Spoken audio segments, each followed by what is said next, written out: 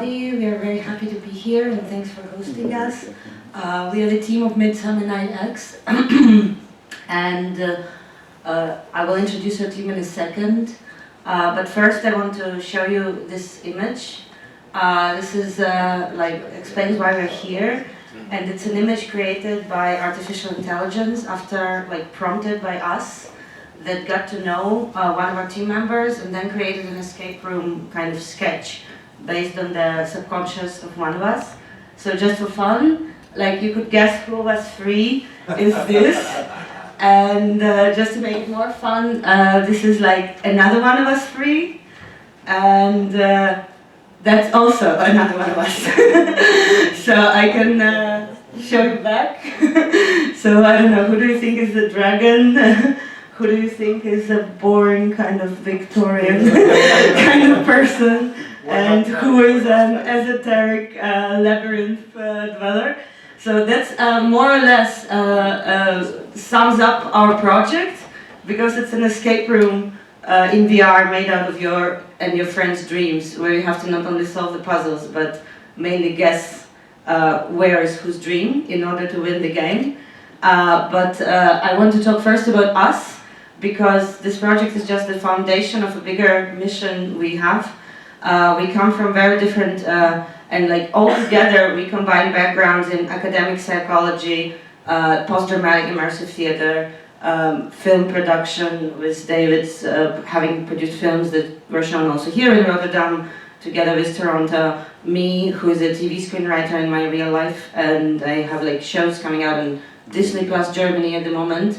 But for years we have been dreaming about some kind of forms of storytelling that weren't possible before, and that are only becoming possible now. And that storytelling that lives and evolves together with the audience, and that is where the artist sets some conditions and then watches his piece of art growing like a baby, in a way, and not just being linear and set. So we all were interested in this kind of things in other fields before, and now emergence of large language models and stable diffusion is giving us this opportunity. So we found a name for a collective. It's called the Difference Machine, and that's what we're trying to do. We are while right now in the world everybody's talking about artificial intelligence taking the jobs from artists, we are kind of interested in a completely different aspect of this, which is a new art form that artificial intelligence enables us to create.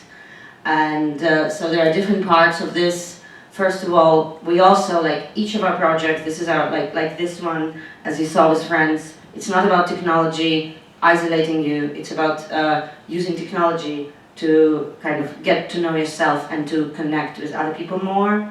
And one of the main reasons we were creating this project is because we believe that the experience of art is going to change completely in the 21st century. I mean, everybody believes that, and there's a lot of work to be done because the experience of art is going to be more and more personalized. And we think there's an enormous amount of research and work to be done in this direction, how the art is going to be personalized and how it will be created differently based on the person. Another part of our vision is that AI is unique, in a way, technology. In a way, it is mirror of ourselves. For the first time, the collective subject we heard about for so long is actually present to us as a partner of conversation.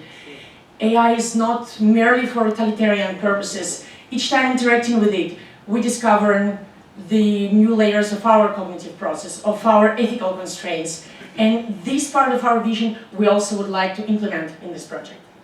This is what we do in this story. Midsummernight X is the foundation, this first core of this experience, which is how do we prompt artificial intelligence to get to know the audience and then to create something that expresses this person or group in an artistic way. So this is very simple how it's going to work. It's there are 6 people, they can be friends, they can be strangers, they have some part of experience online, kind of talking to our artificial intelligence. We already started testing this.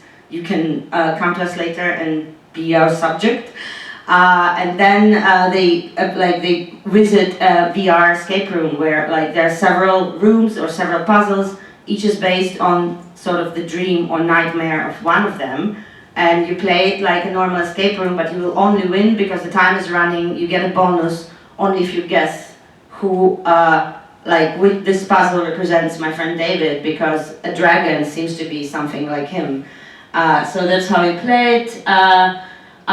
It's a bit of a more detailed description of what we do. I think there is one important aspect that there are some data that our system receives after talking to you, but when we go to the wider audience, we guarantee to delete the data and only keep the escape room, so nobody will know your intimate answers to questions. This is what we're doing now. This is we're gonna find, we're looking for the most suitable format of getting to know the person, but now we're working with kind of open-ended questions and some imaginative suggestions. So you solve puzzles during the game, and we are thinking of different game dynamics, one of the group being kind of a saboteur who tries to confuse everybody and says, oh no, this is not David's puzzle, this is something else. Now we would talk about the puzzles themselves a bit. Yeah. So in the heart of this experience, those are the puzzles that people are offered to solve. And from the psychological point of view, we aim those puzzles, as I said, not to be just entertaining, but to be insightful, self-explorative, and this deep need to be seen and understood to be expressed in those puzzles, in this experience. Technically, those puzzles will be in a preliminary stage, created with the game designers, and so the templates, let's call it like this, of the puzzles and of the quest mechanics will be pre-created and then customized in a way for each person to see it in a context, in the cloud of his own personality seen by AI. Okay, so right now we're thinking this will be a VR escape room that you can do from home or you can do in the venue. There is also a simpler workflow which is just for one person, self-exploratory kind of experience.